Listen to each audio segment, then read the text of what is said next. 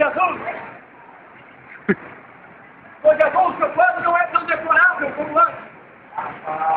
Quando eu servia Cristo, quando eu não servia Cristo, era o mais desgastado.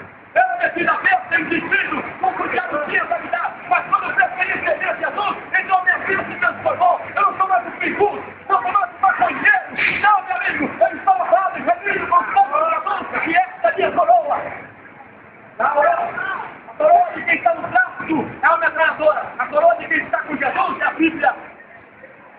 A coroa de quem está no bar é o copo de cerveja. A coroa de quem está com Jesus é o sangue de Cristo que lhe purifica.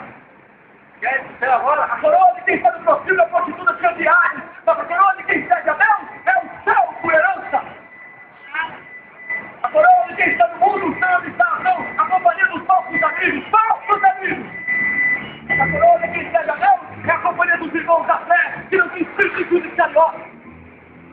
Aí se você serve a Deus, está sendo amparado pelos irmãos que te amam pela sua alma. Mas no mundo você está enganado. Seus amigos são seus amigos. Quando você tem dinheiro, quando você não tem dinheiro, seus amigos.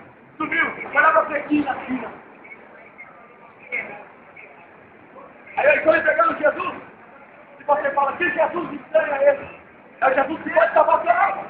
E você diz que Jesus estranha esse. É o Jesus que quer libertar o seu coração. E você diz que Jesus estranha esse. É o Jesus que te satisfaz e te faz feliz ainda que você não veja pornografia. Mas você não tem Jesus, tudo pra você é uma playboy. É o filme erótico. E o pior, o pirata. Ele assiste o filme erótico aqui hoje, mas eu tenho moral e coragem para ler a Bíblia. Como de uma casa, é tudo pirata. Tá bom, né? O importante é não abusar no pecado.